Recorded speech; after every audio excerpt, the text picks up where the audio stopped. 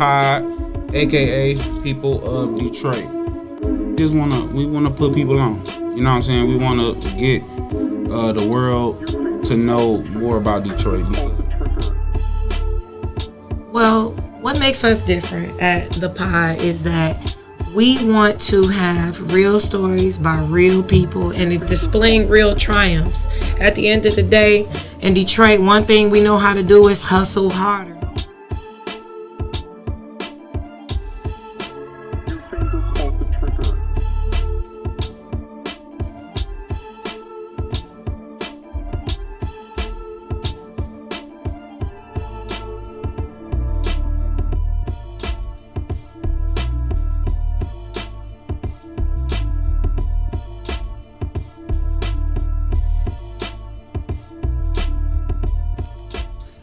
What up, though? Y'all already know what it is. We in here. It's your boy, Sir LA. It's your girl, Dahlia. And you in here rocking with the Pod, a.k.a. the people of Detroit. Y'all already know. We back at it for episode 2. And actually, I want to change the name today. I'm going to say Pioneers of Detroit. Because today, the guest we got, he is a legend in his own right. Did countless hits. Countless work, and been around for 25 plus. And today, who I'm speaking of, K.I.D. the producer. What up, though? What up? Yes, we definitely got a legend in the building today. For sure. Shout out to Red Diamond and Major League for sure For sure. assisting us in making this happen. Much love. Ken, how you been? I'm good. Daughter about to be 17. She asking for a car, so I'm good for a minute. For a minute, for a little minute. I mean, look at it as liberation. Look at it as liberation. I still got to pay the car now. Well, you know what? Oh, yeah. well, that's different. That's different. Man. So, man, Kid, man, where you grow up, man? What hood made you, man? I grew up in Linwood, Zone 6. You know, that's 48206 for everybody that don't know. It's not. A lot of people hear Zone 6, they think it's Atlanta. Oh, yeah, right. Zone 6, because you got Zone 8 and then you got Zone 6. Okay. You see what I'm saying? Zone 8, they hard over there, too. I have no problem. You got NFL, it's all under the same umbrella, yeah. Dexter, Linwood, but I'm from Zone 6, so that's like between Euclid and like Philadelphia. Okay. That's cool. Mm-hmm. Right, well, I mean, what was it like growing up, man? Like, what was your your motivation growing up? Like, what did you want to be as a teenager or coming up into adult years? Like, well, besides a producer and besides in music, was there anything that you wanted to do other than this? I thought I wanted to play football, but yeah. I went to a trial for I think the West Side Cubs, and this guy hit me so hard that like I was just staring. I just remember staring at the sky like. Yeah, I ain't doing this shit no more. And even when I was playing, like the coach was like, when he hit me, I just got up and just started walking home. Like he's like, where you going? You got I'm like, no, I'm not never doing this again. I feel that. But there was an actual community center that's actually still there. It's called the Joseph Walker Williams Center. Okay. And back then, like to stay out of trouble, my grandmother would send us up there, and like you could go swimming and play basketball. Okay. And at this particular time, I had seen this is like back in like the 80s, so like y'all might not even know what I'm talking about. These guys, they had like this glass room where you could kind of see through, and I think that the motivation was to like let kids see certain things. Right. So it was like a guy. He had a drum set in there. It was a bass guitar player, and it was a keyboard player. And back then, you know how you could do everything on the computer? Right. They had like a 4-track thing where it was like this big thing that had this little tape that went in there. Okay. And you put it in there, and like one guy, he would just start playing the drums, and the other guy, he would just, and back then, you know how like you could just record one thing at a time? Mm-hmm. They recorded all at once. So I was sitting out there just looking at them like, damn, this is crazy. like, and as kids, you could come and they had like chairs like similar to this. Like they would be like up here. But they would have chairs where you could just, like the steel chairs, you could just sit and watch it. And I seen them make a song. It was like a little jazz song. I was like, damn, this is what I want to do, like for real. I had never seen that before in my life. I never took a music lesson or nothing, but it started there. That's where it started. Cool. Okay, that's real. That's real. You know, keeping it Detroit daily, man. I love that. Yeah. I love that, man. Where did that originate from, man? Gary Chandler. I'm dead serious. Okay. I was down at the radio station at this time. Like, I don't know if you know the whole story, but No, okay. BG had just left Cash Money. So when we was down there working the records, he had already went gold. So I had tried to find an artist from Detroit because I was in New Orleans and them niggas was laughing at me. I ain't gonna lie. You look back in the videos, I was down there, it was 90 degrees. I'm in there with leather pants. Back then, what you call it, the basketball jerseys was in. Right. So I was always known for incorporating some type of hip hop into what I did. I always wore a New York hat to show them the respect for hip hop. You see what I'm saying? Like, if you always saw me, I was in a New York hat, and I always wore the Jason Kidd jersey backwards because it had Kidd on. And that was very clever. I love that idea. I love that idea. And when you say that, it reminds me of when you was on Rap City in the basement. Yes. So I'm saying you was down there with BG. I remember you had the kid. That was one of the best days of my life. Like, just imagine, like, this somebody that at that specific time, like, I was already a Cash Money fan. So just knowing that I'm on BET. With $15,000 in my pocket. On Rap City. And a Glock 17. I don't know what I had the gun for. I just had it. I got a little Betty. She the same Glock 17. I love her. So I don't know why I had to. I'm not trying to promote no, for sure. But you was feeling like the man. No, I mean, for sure. I look good too. I had hair. I was straight. My hair was curly and all that, so I was feeling myself. You had your Rico Suave going on. Right. Look, if you look, you can still see the holes. I had 2 pierced earrings and a hoop, so I had diamonds on this. Couldn't tell you nothing. So but if I could tell you what that felt like that day, it was like, yo, I'm from Detroit. You never thought like, damn, I done made it here. It's like I started from watching my inspiration through the window and seeing different stuff to now I'm actually like with somebody, especially BG, a legend. You know what I'm saying? So it's like to be with him and to actually like make his sound. You know what I'm saying? How about this? So this same day, the Source magazine had came out. Okay. So they had rated the album, and I didn't want to look in the book because I'm like, you know, like 4 mics. I'm from Detroit, so I thought it was gonna be 1 mic. Right. Around that time, Detroit, it was different with the rap. Yeah. So you can go ahead, finish. So Red, like, I just stopped by the store. I got 2 magazines. He's like, you want to read it? I'm like, no. Because if they say something bad, I'm gonna cry. Like, I ain't no tough guy.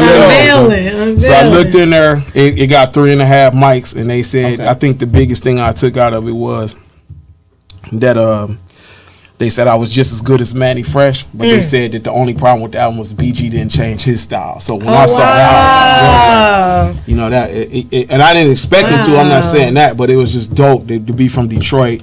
Because when I was down there, you got to think I'm in leather. This our style. We rock leather pants, top 10s. I'm in all this, and they wear Reeboks down there at that time. Right. Yeah. Diggy's outfits, they was in that, and Reeboks. That was like, and Feelers. They was wearing Feelers down there. So like, it just depended on which different ward you was from down in New Orleans. How they were dressed. Right. So like, I'm like getting ridiculed. Like, hey, like this. How do this nigga know about our sound and this and that? BG was standing up like, leave him alone. He know what he doing. He really just good as Fresh. Just leave him alone. Let him do what he doing. For sure. So do you get that support from him, from somebody that it's a lot of people I looked up to, but I really love them because they were so arrogant coming from the South. It was like they were so bossy, and that was just shocking to me. So it was like just seeing that and getting that support from him. And then he started introducing me to other people, like Soulja Slim. I got to work with him. They actually had an album that was coming out called Never Saw It Coming, because you know back then Cash Money and No Limit wasn't never beefing, but they wasn't working together either. Right. So they had decided, both representing, because they was the 2 monsters during that time. Yeah, carrying the sound for that area for sure. So Soulja Slim wanted to come up here because, you know, he was like, I love Detroit. I don't know what they thought about our water, but they was like, they tap water tastes really good. You know what I'm saying? You know this about me now. I lived in Louisiana for 4 years. I did not mess with that tap water. It just, listen. Yeah, they was putting it in like bottles and was like, this is like the best. Listen, that water, y'all, I don't know if gators is in there jitting in the water or what. That water is not. Jitting and pissing. Listen, They bugging on them. They bugging on them. listen, that water was different. I wasn't in New Orleans. I was in Baton Rouge, but that was close enough. Sure. I eat the seafood, but That's I how don't it want to is drink in, the water. That's how it is in Period. California. I remember when I went to California, they were Nah, talking about the you water. can't drink Like, the water. don't drink the faucet water. Just get the. I'm like, do I want to wash up with this too?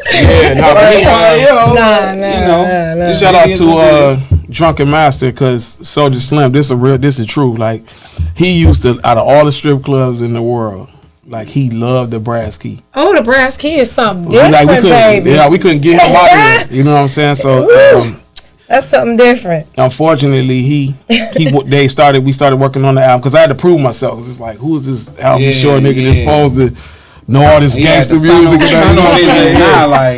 So he came up for like a weekend or something. We made like 2 or 3 beats, and he was like, "Yeah, he hard as hell. I'm coming back." So he stayed up here. He was staying up here for like 2 weeks, and he was on. He said, "I'm gonna go get some clothes. I'm gonna come back up here. I'm gonna stay up here." And he ended up going back to New Orleans, and he got killed.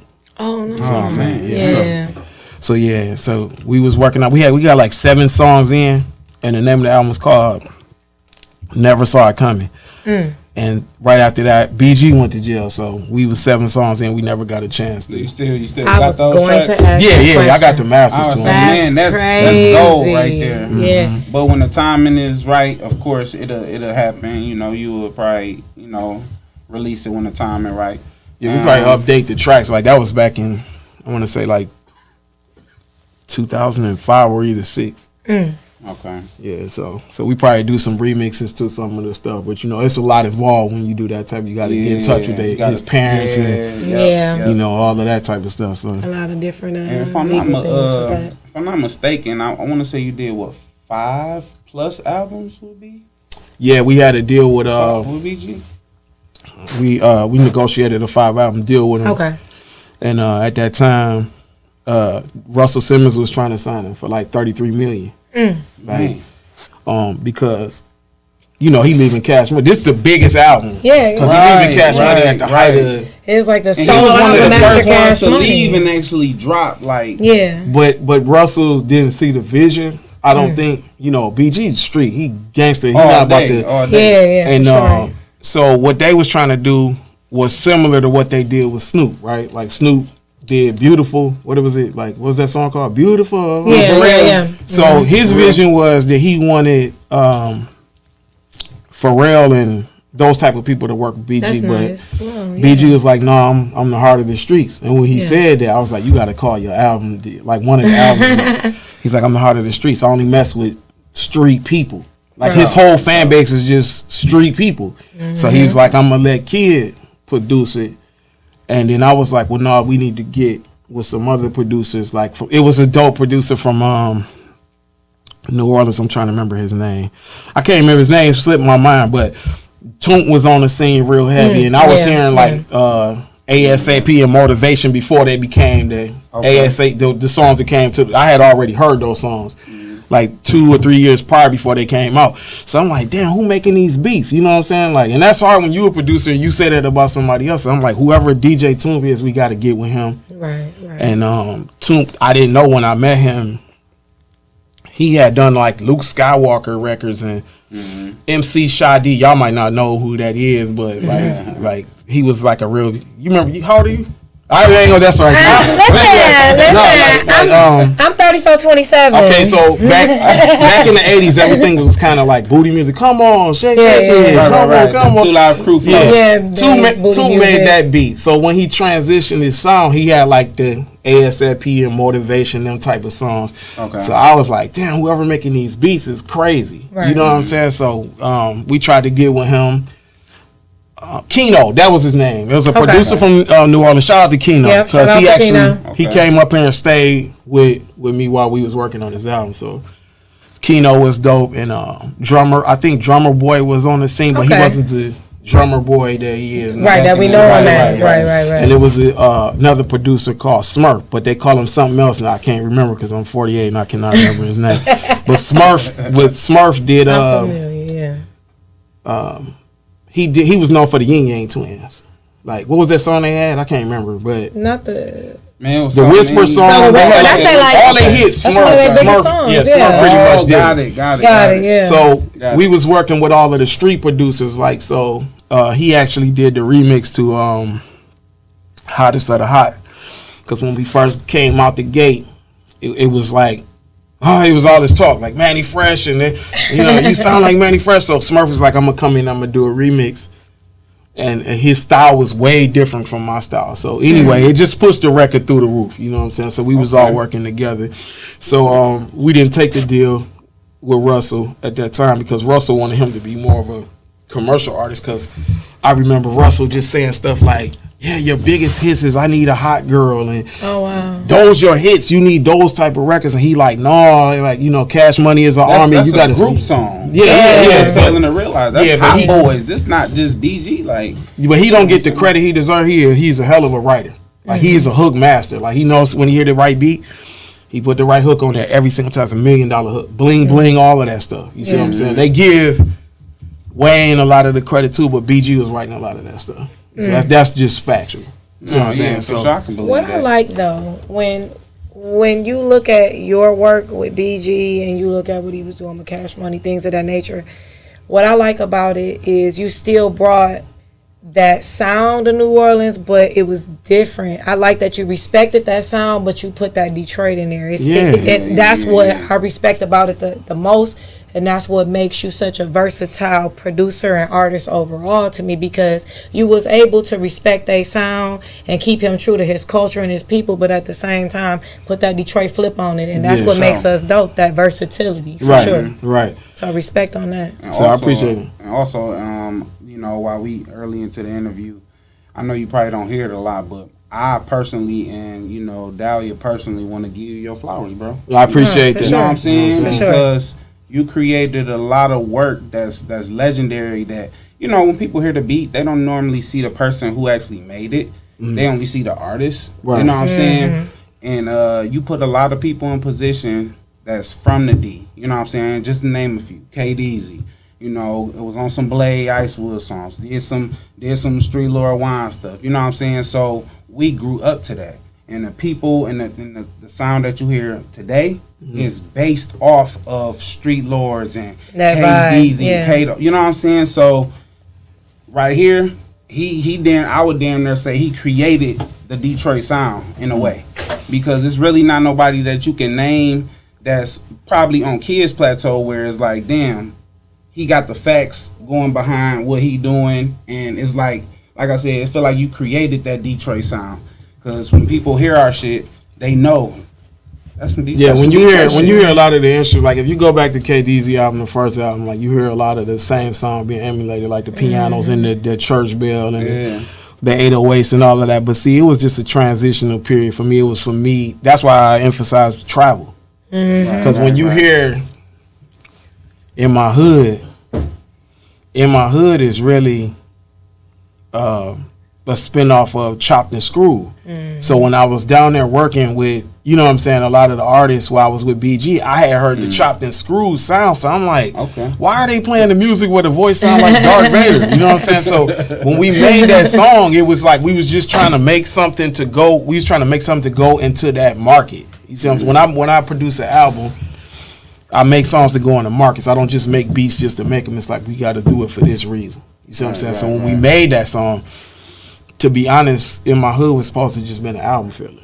And it just, the radio heard it and they was like, yo, this is it. See, that's I hear that a lot when people hit records. They be like, man, that came and hit. That was the last song we did for the album. I hear that so much. You know what I'm saying? Be like, it was just one of them add-ons. And then it ended up being like a banger, you know what I'm saying? Yeah. But how many times though do you hear where it's chopped and screwed all through the verse and not on the hook though? No, that's facts. So that to me is what made it shine. That's a good point. Like, so that's nobody else did that. No, but that's what I did to make it different. I was like, okay, in the hook we just gonna keep it normal, right? Because when we tried it, it just didn't sound right. So I was like, just do it in your normal voice. You know what I'm saying? And it just fell right. You know what I'm saying? So it was a good vibe. That was perfect. Forever a classic. And I'm from Joy Road, X and 9. Come above the freeway. Hey, shout out to K.I.D. Shout out to K.I.D. I got to see him work these two together, them two together, and the way they work, that definitely was interesting. It was a learning opportunity for me as an artist at that time. And if you ever want to see something to show you or inspire you on how work ethic's supposed to be, don't create a rift between the legends and the new guys. Come together, link up with your legends, link up with your elders in the city, because they'll show you some things that will definitely change your life and impact your career, and it'll also help you learn from their mistakes. So make sure y'all linking and networking with your legends in your city, because that is what'll help pave the way and also make your time easier, and you'll come into the game with some wisdom. Right. So I wanted to throw that out there. You got to stay humble too. Like if you look at it's like 20 years later, right? Nobody didn't know I was really doing a lot of this stuff. Right. And part of that is when you bless at that magnitude, you just realize that everything God give you, the Most High. Right. So everything, I just want to say that publicly. Everything that I was able to do, or that anybody recognize about me, give that glory to God. I just really work here. I don't, you know what I'm saying? It's a job for me. It's the only thing in life that I truly understand. So like all that glory go to Him.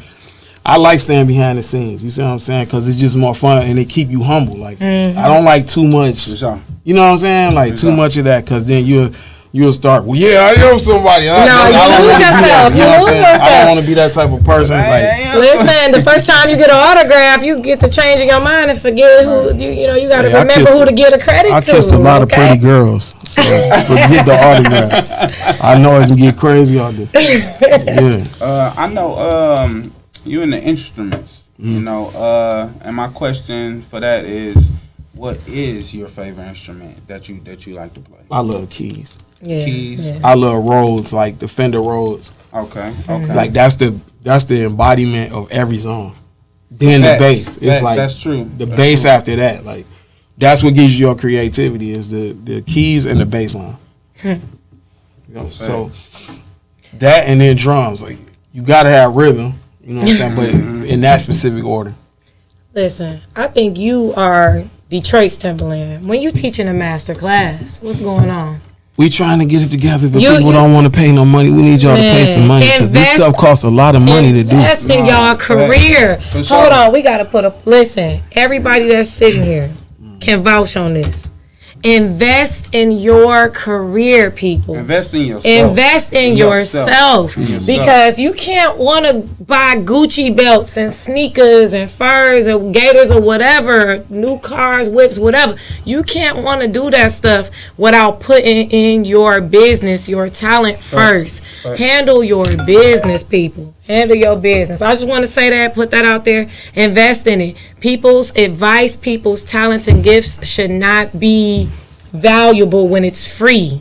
Right. You gotta pay to play to get to where you want to be. It's just like any other business. You gotta know the business that you're in. You can't just jump out here and start selling cars if you don't know nothing about cars. The first person to come to ask you was, do it got a 8-cylinder or a 6-cylinder? You don't know. Right. I can't count how many times we had to just, like, people was talking like they was really my best friend, and then as soon as we did music for them, they ain't want to pay us our money. Right. So like, I got bills to pay and stuff like that. It ain't like that, but we had to show up to some of their concerts. You know what I'm saying? Like I'm doing a job for you. This is a service. Like, but just imagine going to a concert, like you got to catch this person at a concert and saying, look, that's crazy. I got to call my family and my friends, like, look, I'm finna get through all of them. We gotta go ride down. This guy's performing at such and such, and he's not answering my call. So it's like, you don't want to even go to that level, but I've been through that type of ridiculousness. You That's know what I'm crazy. saying? I'm sure you done seen some of it all. Some of it all, for sure. Right. And shout out to Rico. For sure. Shout out to Rico. All day. Boss Reed. Red. Because them was the people I had to go get. Like, hey, but, you know, I got to get, you know what I'm saying? It's serious. Yeah. So it's like, we've been doing this stuff for like, it don't seem like it's been about 15 years. And we just not getting to the point where people like, oh, I know who you are and I know that, you know, but that's cool. Like, that's cool. But we know what we doing. So just do good business, and we gonna do good business, and we got plaques right now. We got an order right now. Yes. You know Let's talk about the plaque talk. Payroll, okay. Right. Let's talk about the plaque talk. 5 goals and 2 double plaques. Hey, And we got Talk that shit, big. black that man. ain't even the streaming ones. We got 2. We got an order right now. We ain't even ordering for payroll. Shout out to payroll too. Oh yeah, shout out to Payroll Giovanni. You know what I'm Yes, saying? indeed. Yes, Payroll. indeed. We did a song for payroll that went through the roof. That's So dope. we up for streaming You did quite a Spotify. few songs for Payroll. Yes, quite a that went few. through the I roof. did an album for him, but this new album. Now this new album Is that the going new crazy. Doughboys Cash Out project that you're speaking of? No, he just dropped. I'm trying. What's the name of the album? His Oh, solo you talking about the project. latest Giovanni's one? Way. Yeah, his Giovanni's solo Way. Yeah, project. Giovanni's Way. So it was some Go dope ahead. producers on there. Like shout out to the Olympics. Shout Olympics shout out to dope. Helluva. For sure. Hella for sure, AK. Detroit, Hella, what's up? I'm AK, forgetting somebody. what's up? He did Turn Into 20. That's the song that Yeah. Kid the producer did. It's like #1 on Spotify right now. I was Yeah, gonna ask yeah. you about that. How many streaming, like, how much recognition or awards or anything have you been qualified for or received through the streaming? Because that digital stuff How is many of 'em on the definitely wall? different from How before. many of them? It's like He said, "How many on the wall?" Yeah, about 4 5 out there. it's 5. No, these are just. This just the okay. Okay, I'm explaining. The This. I don't know ambience. who broke. This is the first actual EPMD album that was ever released. So this is Dope. Got it. all Okay. these albums are the first releases of Okay. when they first was pressed up. These are the first actual albums. Okay. You know what I'm saying? So it's like that's what make those dope. They I'm just a hip hop special. head, you know. Yeah, so, for sure, for sure. like, Yeah, you love your top 10s, you Yeah. know what I'm saying? That's Detroit. That's Listen, keeping the Detroit daily. facts. Every day. So I guess what I want to ask you, because I mean, you're gonna be pretty soon at some point, if not already, you're getting close to that like 30-year mark in the business, right? And you really been around for just different generations of hip hop, what makes it dope, even before coming into the business. From what you've been seeing, you know, through each generation and each form of progression, like, how has that been for you? Like, to just see, what does that look like for you? I think to the see so hardest many thing for different- y'all generation is like y'all don't work together. Yeah, Everything I is. could agree. Y'all don't get in the Yeah. same room. You like it's email me the beat and da da da. And to me that's cool, but you gotta really work with people. Like a lot of times before we did songs, we would sit around and talk about life. Yeah. And then we would be like, we're gonna make a song about this. You see what I'm Mm-hmm. saying?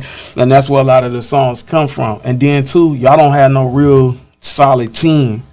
Yeah. Like when people see me, they don't never think I just did everything by myself. Right, right. Even if it was my homeboys keeping me on the right track. Like, stop acting like a broad. You need to do this. You need to tighten up your business. You need to woo woo. All of that plays a part in you becoming who you are. And you should never forget them people too. That's what make you great. God in that.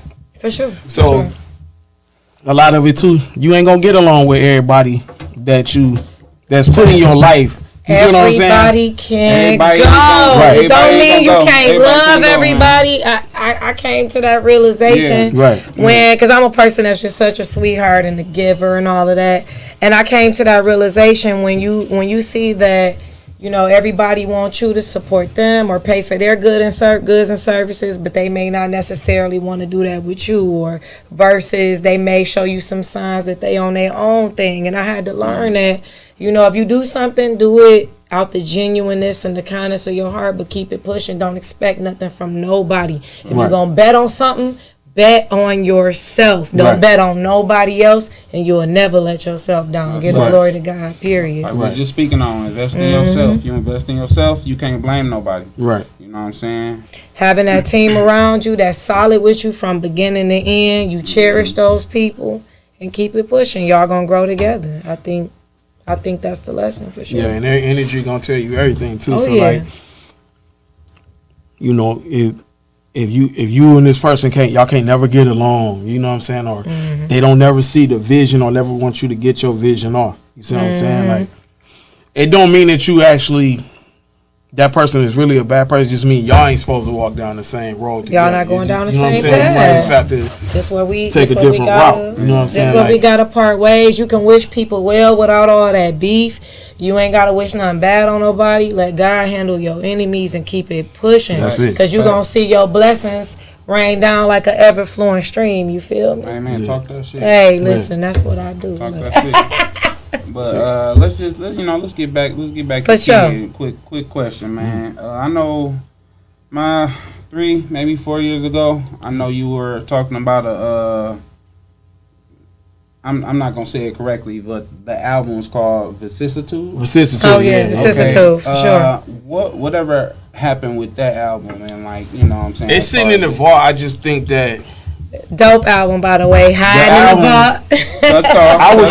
I was on some Dr. Dre, like if detox shit. No, not just that. But when you think about Vicissitude and you see the actual album cover, you see these black kids in suits. Mm-hmm. Okay. So the message behind the music was people was forgetting about God, and they was forgetting about who they were, and the agenda was pushed that just on African Americans that they should, and I'm speaking from my own perspective, not, you know what I'm saying? No, homosexuality and all these things was being pushed on black men. Sure. So that when you look at the picture, I think it was like 6 kids from Chicago, and they had just got out of church, and they was taking pride in how they looked in their suits. That was the album cover. Okay. But I think the album was where the world is, people have a lot of different opinions now. Yes. So I think that the content in the album was so strong that I believe that, you know, people wouldn't have got it. Okay. And then we had like Daria was on there. Man, and, like on a million songs. We had the songs that we was making. Yeah. It was like, we gonna uplift black women. She got a really strong voice. When she speak, you see she kind of little, but it's this big woman in there. You know, when she talks, that's Detroit bringing that monster out of you. She barks like it's like she barks like when she talk. It's very loud. It's controlling for sure. It's like not in a negative way. It's just like she sounds like a grown woman.